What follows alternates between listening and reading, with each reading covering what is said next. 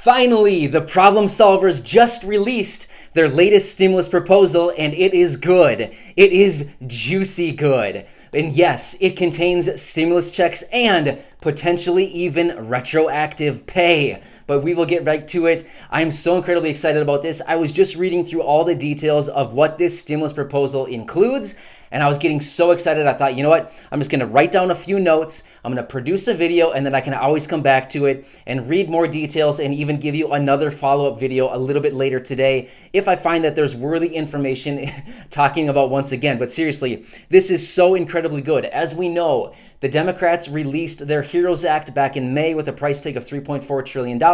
It got no traction. We know that the Republicans came in with their skinny bill and HEALS Act not that long ago with a price tag of $500 billion and $1 trillion. Again, no traction. The nice thing about this new stimulus proposal that was just released by the Problem Solvers Caucus has a price tag of roughly $1.5 trillion, and it's coming in line perfectly between what both parties want.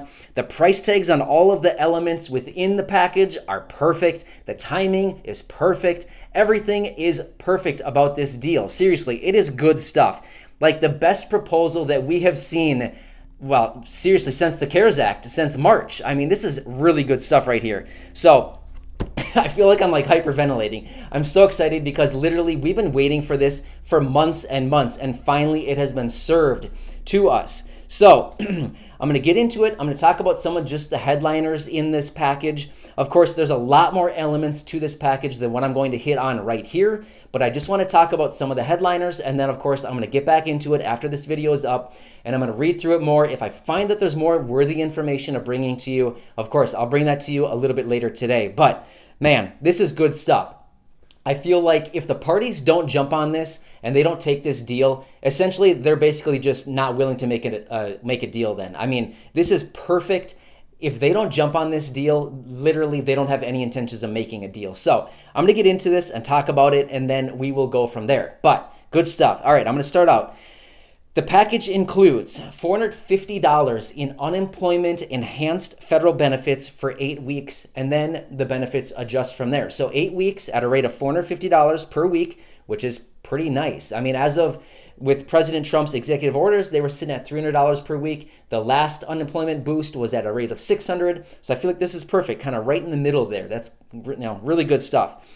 There's $500 billion allocated for state and local government. Again, this is kind of right in line with what both parties wanted. Republicans were coming in at $150 billion in their proposals, while Democrats were coming in at $900 billion. So again, $500 billion kind of right in the middle perfectly. Once again, I feel like this is like a sweetheart deal. It's like the perfect deal to meet right in the middle for both parties. So this is really, really good. I'm so excited about this. We've been waiting for this so long, and I'm just so happy for all of you. Like, seriously, just congratulations to all of you, because this is really for everybody. Next, it has $130 billion allocated for schools. This is good. They were previously agreeing on $105 billion for schools, so they bumped it up by $25 billion, which I feel like, that's probably pretty good. Now that schools are back in session, we probably want an extra $25 billion. Throw it to the schools, make sure that kids and staff are safe throughout the entire school year. I feel like nobody should feel ashamed about throwing schools an extra $25 billion during this time. Also, of course, there's funding in there for testing, vaccines, and contact tracing. So, of course, they're always going to throw billions of dollars towards that stuff right now with everything going on. And yes, I was jumping ahead of myself there. I got excited for a second.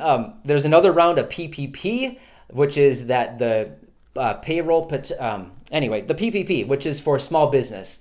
It doesn't apply to many people here, but there's another round for PPP funding for small business. But anyway, let's get into what everybody really cares about, the stimulus checks.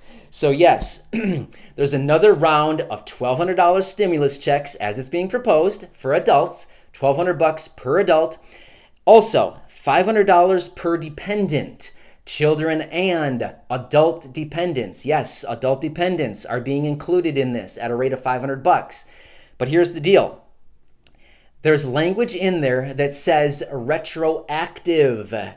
retroactive. Now, again, I need to do further research on this. I'm not exactly sure what they mean by this, but when they're talking about stimulus checks and they're talking about adult dependents, the word retroactive comes in. So, I'm not quite sure exactly what they mean by that. We need to clarify a little bit further, but as this currently reads, it sounds like there could possibly be additional retroactive pay for adult dependents.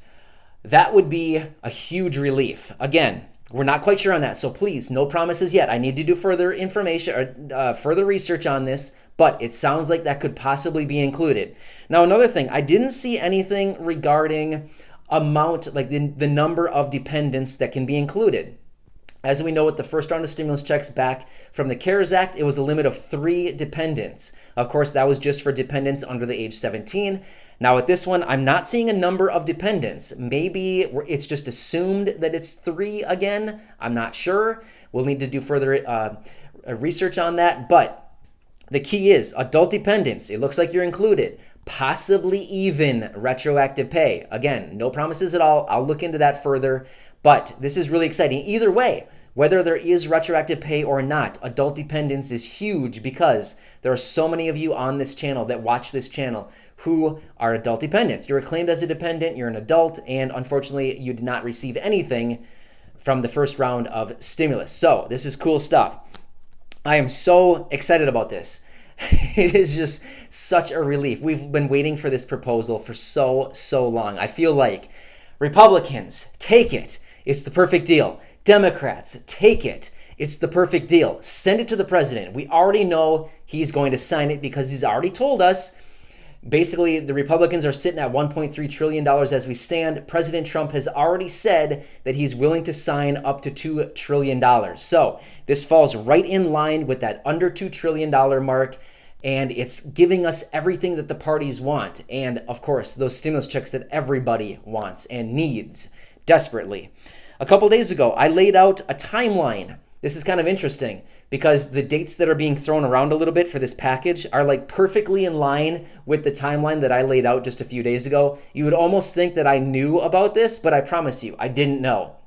I seriously didn't know. I was just speculating based on everything that I was reading, everything that I was seeing, everything that I was hearing coming out of the mouths of all of these government officials. But literally, like the timeline that I laid out the other day, it looks like it might be like dead on compared to the timing of all this. I can just really briefly talk about that timeline, what I talked about, which is I anticipated the negotiations would continue on until the week of September 27th, which is I anticipated the proposal would be signed by the president the week of September 27th.